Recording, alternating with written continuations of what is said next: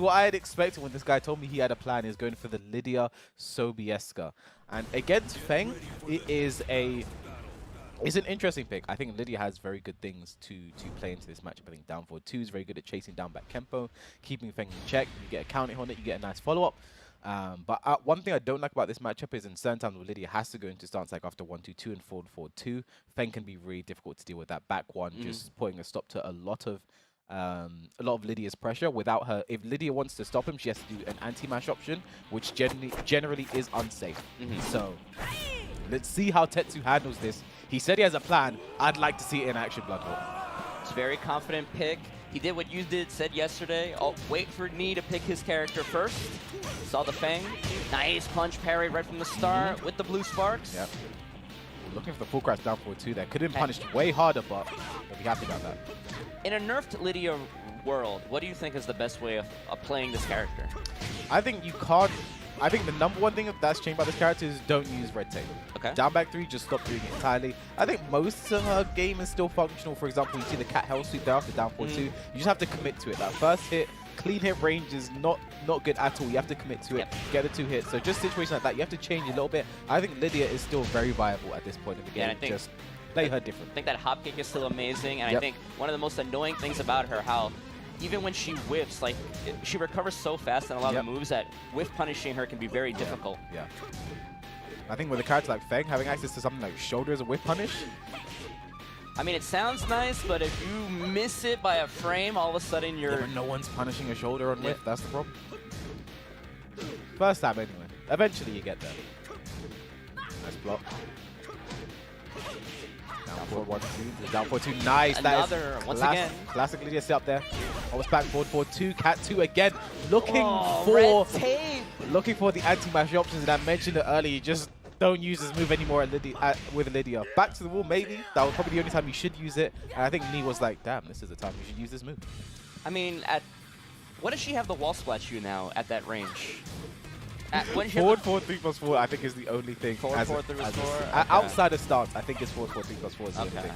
She lost forward 2-4. She lost Political Storm. Yeah, she lost too much. Yeah. Nice forward 4. Oh, goes for 4-4-2 there. Could have had a forward 4-3 instead for a flip over.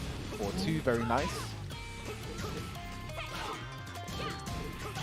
Nice punish. Yeah. TETSU's back to the wall now. This is where Feng gets scary. Nice. Just side steps out there. There's a down forward 2 as well. Down back 2, counter hit while standing 1-4. Again, that's a punch parry setup. Didn't go for it though. Ooh, that might have been a counter hit. Could have been counter hit. Knee's like, I want that counter hit now.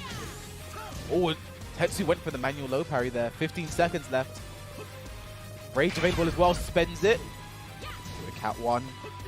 8 seconds left. Away from the wall. What can we do here? 5 seconds. Nice. TETSU, nice block, but is the wall going to mess him up here? No, oh, I love not. that. I love that from TETSU there. A lesser player there is going to get confused by the wall, not do the best combo, but TETSU was so aware. Very nice work there. TETSU gets around on the board here. The Knee playing this up-close game, trying not to let him get started with anything. Yeah. Knee ducking a lot in TETSU's face. He's only shown the hop kick once. The instant while standing 2. You want to duck? Very nice. Gets a tailspin as well. Can he carry to the next one? No. Yeah. Messed up his dash. Oh, down forward 3 catches. TETSU moving. I don't think it's going to put him in rage though, so not the worst situation for TETSU, but hard to make the comeback without that rage mechanic. Punish that. Yeah. No knockdown. Honestly, in that situation, it might not be that bad, but only. It still hurts to see. Yeah. Oh, looking for a classic setup there.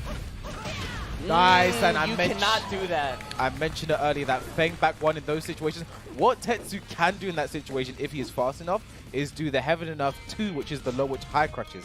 However, if Knee is fast enough, I don't think he's going to get there in time. As Chanel is just hopping, he's trying to get rid of Sephi Black. Yeah. Hops down over the crowd. You should just see Chanel tackle Sephi Black into the crowd. It's like, they just start brawling in the stands. Yeah, I think honestly, it just came down to at the end a bad decision from Ted. And Chanel, okay, now they're okay. I don't know what's going on here. Is this legal? I feel like we need a referee to step in and say something about this. I've definitely done this before. This is not official procedure. I've definitely just decided to walk over and listen in on my opponent's coaching. This is not official procedure. Is he sending Chanel as in like some kind of carrier pigeon to listen to a message? This is definitely not torn. This is not official procedure. But anyway, going back to that, Chanel, I think Chanel agrees with whatever Sephi said. But no, one thing I think is he was doing very well. I think that was winnable. It really just came down to a final bad decision, I think, with the heaven enough after the rage drive. I mentioned it earlier, that back one puts a big stop sign to a lot of that pressure. And I think TETSU might have switched characters because we had a random select stage. I mean, for me, whenever Lydia does the rage drive, personally, as a defender, all I'm doing is sitting there and I'm waiting for her to do the second heaven stand. enough, exactly. And I'm just waiting to jab. And there's also an audio cue with that as well, so I think... Yeah. But TETSU switching to the Claudio now. This is a character I think in Pakistan they're saying it's quite good to play into Feng. Stuff like 4-for-1+2 is good punishment. Yep. You know, so I'd like to see if TETSU's aware of that. But again, Lydia didn't work out. I think it was possible. Makes a switch. Let's see. This is the main character now. I mean, if there's a character that you could say can control Fang, it would be Claudio, right? The back threes, the back ones. Good forward 1+2s, like you mentioned. Good approach as well to shut down any back Kempo, you know, so. Yeah. Can play at a range where if Fang's jab manages to whiff, you have the hop kick. Yeah. All right, back three trade there. I'd say a little unfortunate for TETSU to get the infinite stage, something Neo would definitely comfortable in this situation, but does nullify Feng's wall game, but also Claudio's new wall game, which could be the best in the game as he gets a nice sidestep into the hop kick. Very nice opener from TETSU, playing very calm and controlled with this Claudio right now. I mean, like you said, Claudio's wall game definitely one of the best in the game, but sometimes it's more, even though it's a random stage, sometimes it's more important how much you take away from your opponent than how much you take away from yourself. Again, the down back two still coming up, but TETSU again, another life lead. Playing very well with this Claudio. I think he's being careful with the 4-1+2 because the second it can be parried. Yes. And Feng has a punch to the back that launches, so definitely aware of that as he punishes. First time. Very nice work there from TETSU. Proving me wrong. Running, oh, doesn't do running two, doesn't want to build the starburst. Does the sidestep 4. I like that. Kept him closer.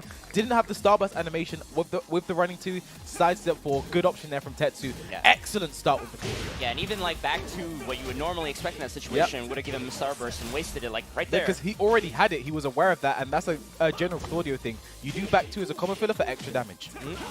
And nice. Lets the forward 1+2 rip. This is not going to be dead. I think TETSU's going to build his... No, does the same thing again. Sidestep into the mid that time. Beautiful. Wow. Beautiful play from TETSU right there. 3 rounds straight, no round brown. Why did you pick Lydia? And look, Sephi. You turned on that Lydia pick real fast, huh? I mean, when you went 3 rounds straight like that against Neon in an infinite stage, what more can you say? But he's going right back into it. I am definitely a huge proponent of play your stuff. Counter picks be damned, but going right back into infinite, like you said, Nee's perfectly comfortable on infinite stage here. Yep. Went for the hop kick there. Actually got caught by the down 4. If TETSU was a bit faster there, would have had a launch, but not the worst thing in the world. Forward 4. Very nice. TETSU using his moves very well, but what a whiff punish there from the forward 1+2. Oh, the Ukemi.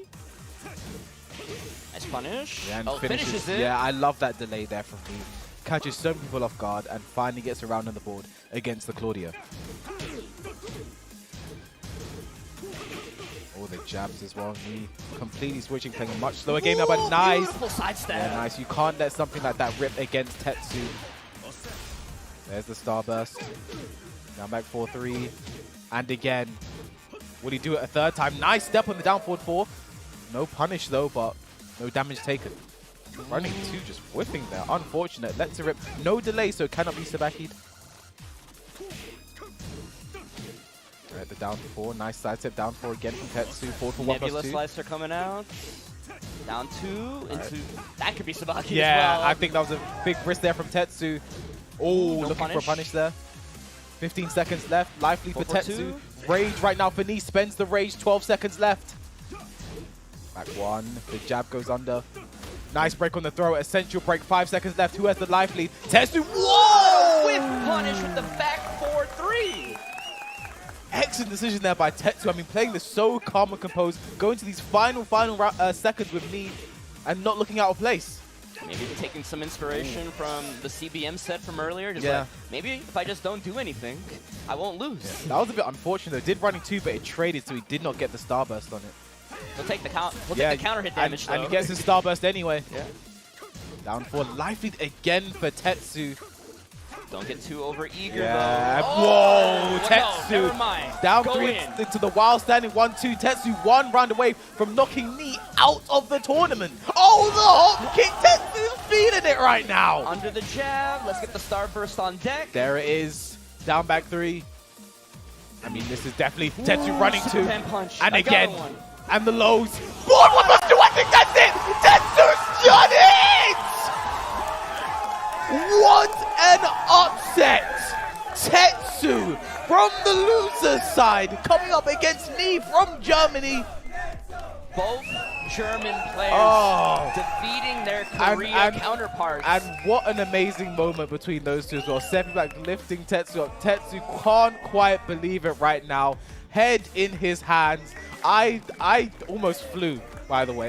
The camera didn't see it, but that's the highest I've been in a while. You almost flipped the table right here. I mean, TETSU literally can't believe it right now. I mean, we both knew it was possible. We've seen him beat amazing players such as Chickering at Golden Letters, but it's like, the story is not over until the final hit is dealt. Yes. An amazing play on Infinite Stage, those second and third games at a